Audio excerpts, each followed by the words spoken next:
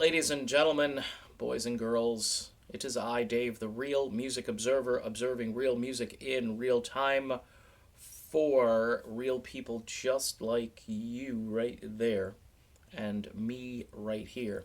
Okay, so someone from close to the Eagles has kind of reached out to me.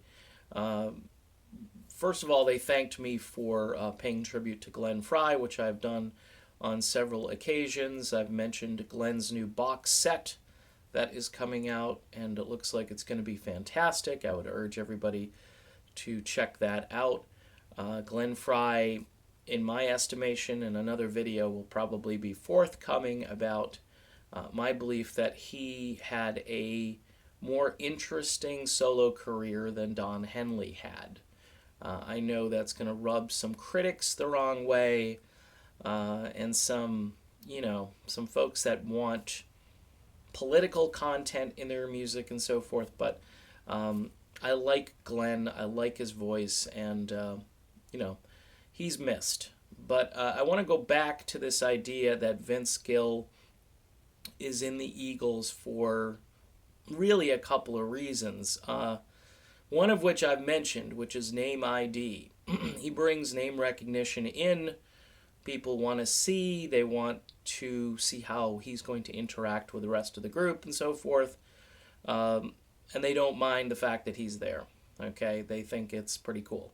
The other thing which I learned is that Glenn Frey played rhythm guitar on a lot of tracks, and he was a fairly proficient rhythm guitar player.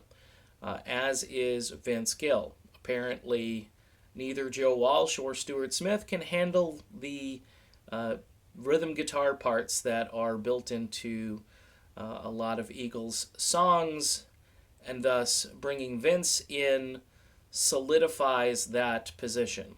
Okay, and all right, I can deal with that. Again, there are things that I'm just still not down with.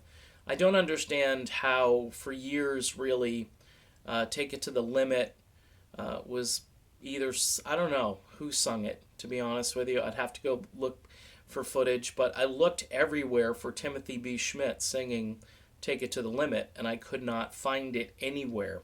Now, I'm sure there's a version of it somewhere, and Tim was brought in to replace Randy, but it appears that they more or less retired the song for a while, and then now Vince is in, and Vince is singing Take It to the Limit.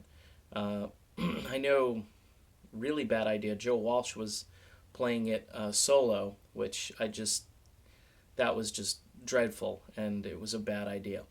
So, quick video again. I just want to share what I've learned about the whole rhythm guitar thing, and I know Vince Gill is a very good guitar player. He's different. He brings a different skill set to the table. And apparently just to solidify the sound on stage, his presence between the background and harmony vocals, the rhythm guitar parts, and I guess to give Deacon a break because, he's singing songs that Deacon should be singing, and I wish they'd let Deacon sing more because right now, for me, just seeing him up there is reason to go to an Eagles concert. Remember, the Eagles only have one original member in the band right now, and that guy's name is Don Henley. Everybody else, love it or hate it, is not an original member of this group. So we shall see. I don't think they can soldier on without Henley, so hopefully he's going to stay healthy.